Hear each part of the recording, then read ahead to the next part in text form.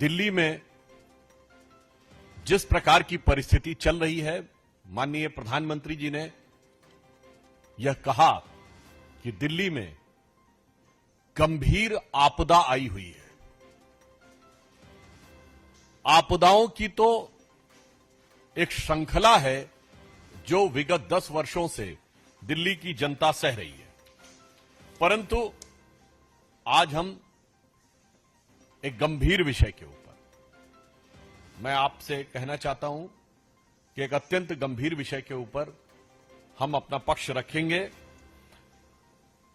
और प्रतिदिन एक आपदा के बारे में बताएंगे।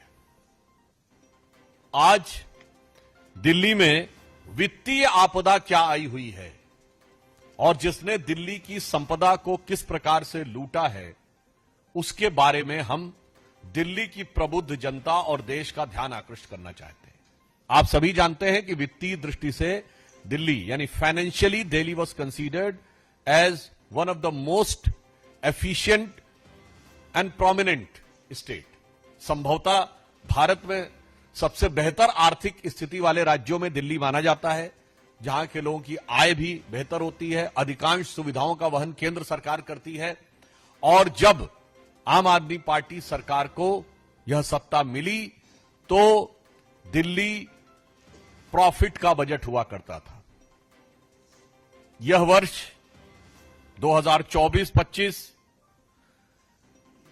पहला वर्ष होने जा रहा है जब दिल्ली घाटे की तरफ बढ़ रहा है, और वह घाटा कितनी बड़ी चुनौती लेके आया है इसका प्रमाण यह है कि 2024-25 के यानी वर्तमान फाइनेंशियल ईयर के लिए दिल्ली सरकार ने नेशनल स्मॉल सेविंग फंड एनएसएसएफ से 10,000 करोड़ रुपए का ऋण लेने के लिए पत्रावली मूव की है। और यह परिस्थिति केवल तुरंत नहीं बनी है, यह अनायास नहीं बनी है। उत्तरोत्तर पिछले 10 वर्षों में दिल्ली में यह स्थिति खराब होती चली गई है।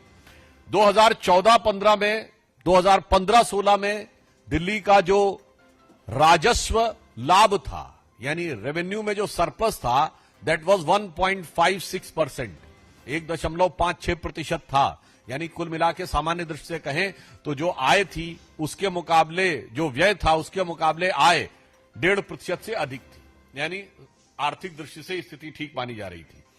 फिर वो गिरना शुरू होता है, 2016-17 में 0.85 पे आता है, फिर 0.72 पे आता है, एक बार उठ के 0.95 पहुंचता है, और 2020-21 में वो 0.19% पे आ जाता है, फिर 0.3 पे आता है, और इस साल वो निगेटिव में जाता हुआ दिखाई पड़ रहा है। अर्थात ये जो दिल्ली में घाटा उपस्थित हो गया है, ये कोई अनायास अचानक किसी परिस्थिति के कारण नहीं हुआ है। ये आंकड़े बता रहे हैं कि 10 साल निरंतर नीचे जाते जाते जाते जाते ये आज घाटे की तरफ आगे बढ़ गए। और जो नेशनल स्मॉल सेविंग फंड्स है एनएसएसएफ, उससे जो इन्होंने 10,000 करोड़ की इस बार ऋण लेने के लिए आवेदन दिया है, वो भी ऐसे नहीं है। 2016-17 में इन्होंने 2,896 करोड़ रुपए का लिया। फिर वो अमाउंट बढ़ते बढ़ते ऐसा हुआ कि विगत 3 वर्षों में 11,000 करोड़ रुपए लिए, और अभी इस एक अकेले साल में 10,000 करोड़ रुपए का डेट लेने के लिए आवेदन दिया है। यानी अब आप समझ सकते हैं कि दिल्ली के खजाने को लूटकर और खजाना खाली करने में इन्होंने कितने कीर्तिमान स्थापित